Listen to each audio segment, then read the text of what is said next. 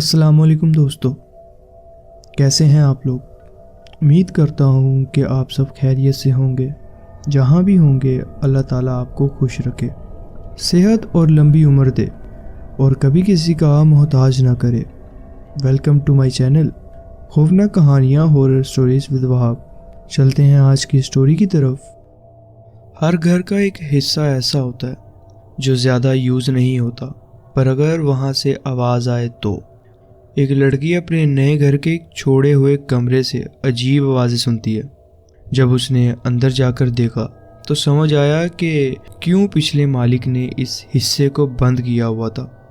یہ کہانی ہمیں اسما نے کراچی سے شیئر کی ہے، تو چلیے سنتے ہیں انہی کی زبانی۔ السلام علیکم۔ یہ کہانی ایک عجیب اور حیرت انگیز واقعات کا سفر ہے جو میرے اور میرے گھر والوں کے ساتھ نئے گھر میں شروع ہوتا ہے۔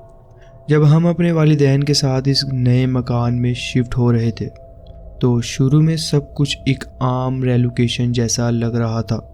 یہ مکان شہر کے ایک پرانے علاقے میں موجود تھا جہاں سڑک پر پرانے درختوں کی چھاؤں تھی، اور آس پاس کے گھر بھی ویسے ہی پرانے طریقے سے بنے ہوئے تھے۔ گھر کا صحن کافی بڑا تھا، جہاں ایک پرانا نیم کا درخت بھی لگا ہوا تھا جو شاید اس گھر جتنا ہی پرانا تھا۔ اس کا ہر کونا ایک کہانی بیان کر رہا تھا۔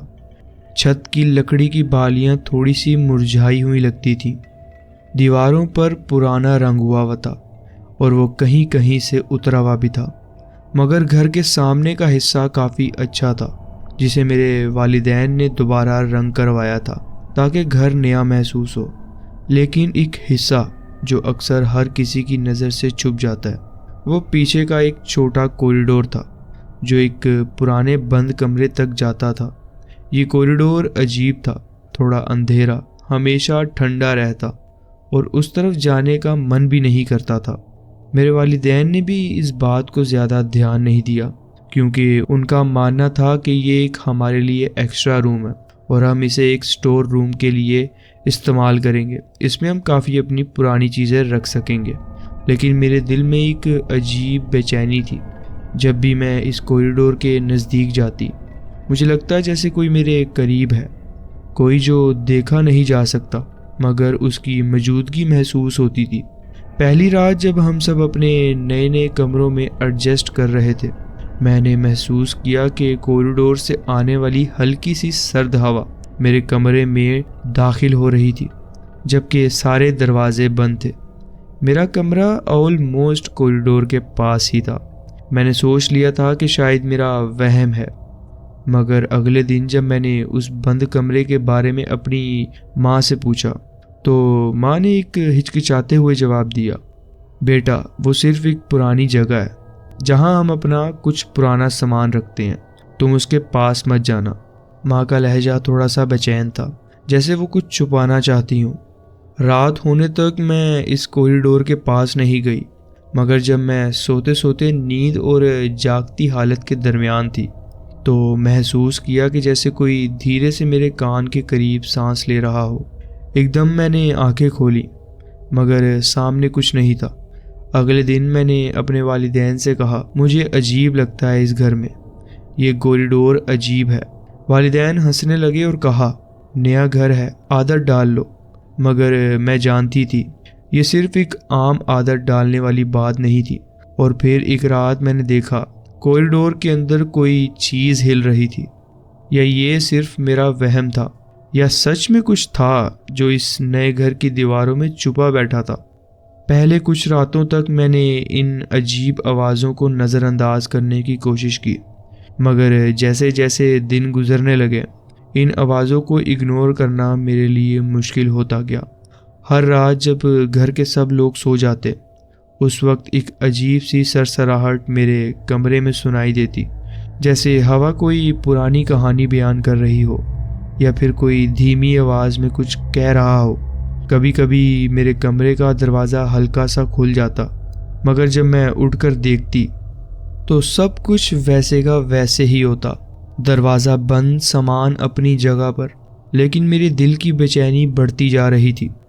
ایک رات جب بہت تیز بارش ہو رہی تھی مجھے محسوس ہوا کہ میرے کمرے کی دیوار کے اس پار سے ہلکی سی پھسپھساہٹ سنائی دے رہی ہے۔ پہلے تو میں نے سوچا کہ شاید میرے ماما پاپا جاگ رہے ہیں، مگر جب میں نے ان کے کمرے میں جا کر چیک کیا تو وہ دونوں گہری نیند سو رہے تھے۔ میں نے سوچا کہ شاید یہ صرف میرا وہم ہے، جیسے میرے والدین کہتے ہیں مجھے، لیکن پھر میں نے ایک عجیب بات محسوس کی۔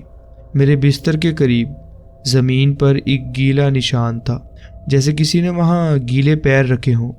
یہ دیکھ کر میرے پیروں تلے زمین نکل گئی۔ میں نے ان فٹ اسٹیپس کو فالو کیا جو کہ کوریڈور کی طرف جا رہے تھے۔ کوریڈور میں لائٹ نہیں ہے، تو اس کی وجہ سے میں کوریڈور میں ٹارچ لے کر گئی، اور جب میں کوریڈور پہنچی میرے ہاتھ سے ٹارچ گرتے گرتے بچی اور میرا سانس رکنے لگا۔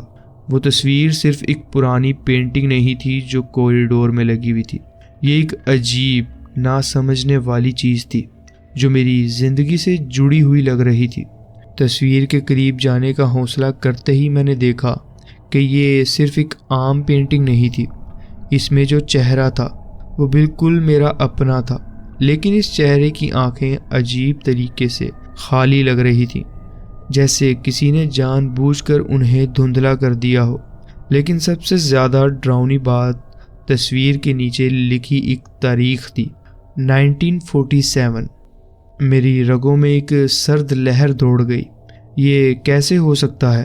یہ تصویر اس پرانے کمرے میں اتنے سالوں سے لٹک رہی تھی اور اس پر میرا اپنا چہرہ بنا ہوا تھا، جبکہ میری عمر بھی اتنی نہیں ہے۔ میں نے اپنی ماما کو زور سے بلانے کی کوشش کی، مگر آواز گلے میں اٹک گئی۔ جیسے ہی میں نے پیچھے مڑ کے بھاگنے کی کوشش کی، مجھے محسوس ہوا کہ پیچھے کوئی حرکت ہوئی ہے۔ ایک ٹھنڈا سا سانس میری گردن پر محسوس ہوا۔ میرا دل زور زور سے دھڑکنے لگا۔ میں نے فوراً سے پیچھے دیکھا، مگر وہاں صرف ہوا چل رہی تھی یا شاید کچھ اور تھا۔ میں بہت ڈر گئی تھی اور میں نے تصویر کو ہاتھ لگانے کی کوشش کی، مگر جیسے ہی میں نے اس تصویر کے فریم کو ہاتھ لگایا، ایک تیز چیخ پورے کمرے میں گونجنے لگی۔ ایک ایسی چیخ جو صرف میرے کانوں میں نہیں، میری ذہن میں بھی گونج رہی تھی۔ دروازہ زور سے خود بخود بند ہو گیا۔